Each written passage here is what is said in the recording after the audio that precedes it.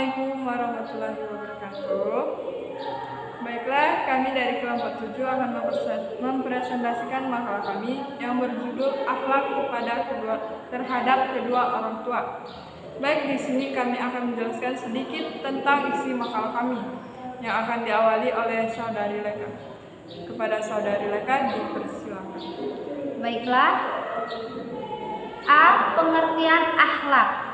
Dari segi bahasa, akhlak berasal dari kata khul yang berarti perilaku, perangai, atau tabiat.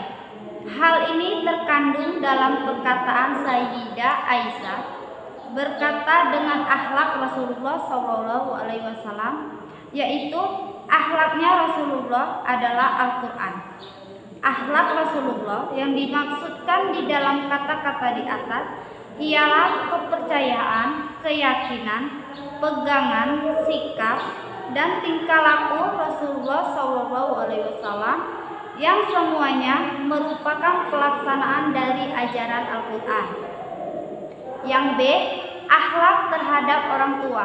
Akhlak terhadap orang tua dibedakan menjadi 3. 1. Akhlak terhadap orang tua yang masih hidup. Orang tua adalah orang secara jasmani menjadi asal keturunan anak. Jadi anak adalah keturunan dari orang tuanya dan darahnya adalah juga mengalir darah orang tuanya.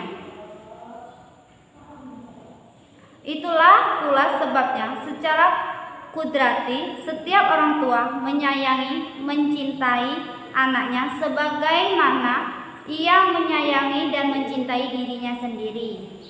Atas dasar itu, antara lain yang menyebabkan seorang anak harus berbakti kepada orang tua bukan saja saat keduanya masih hidup, tetapi berbakti anak itu harus lanjut sampai kedua orang tuanya meninggal. Yang kedua, akhlak terhadap orang tua yang sudah meninggal.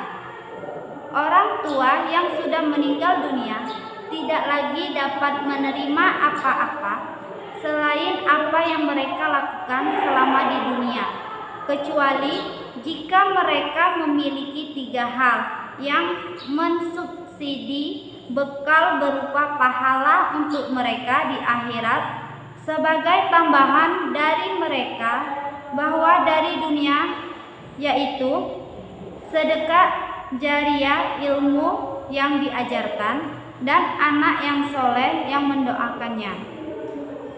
Baik, di sini saya akan melanjutkan dari materi tadi, yaitu yang ketiga, akhlak kepada orang tua menurut Al-Quran dan hadis.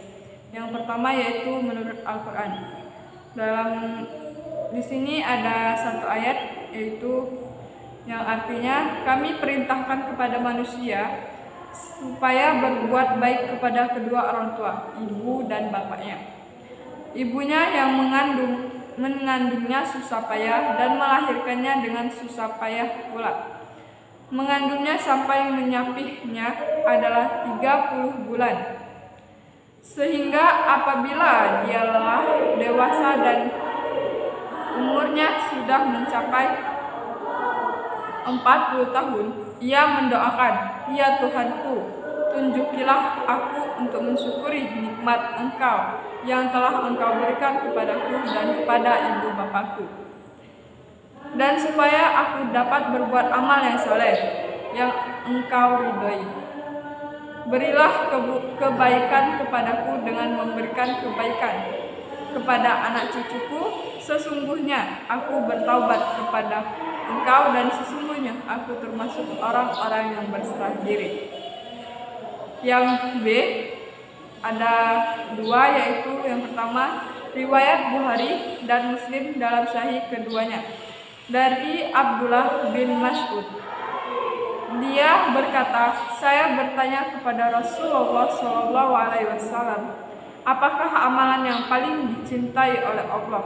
Rasulullah bersabda, salat tepat waktunya. Kemudian ia bertanya kembali, apa lagi?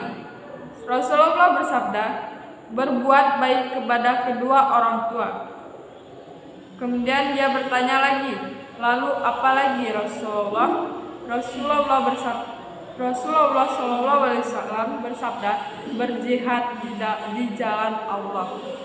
Yang kedua yaitu diriwayatkan oleh Tirmizi di dalam jami'nya dan berkata Al-Arnaud.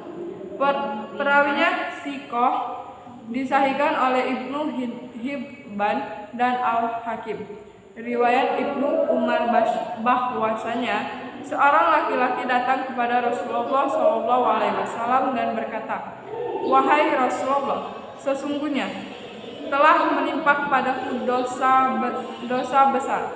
Apakah masih ada pintu taubat bagi saya?" Maka Rasulullah bersabda, "Apakah ibumu masih hidup?"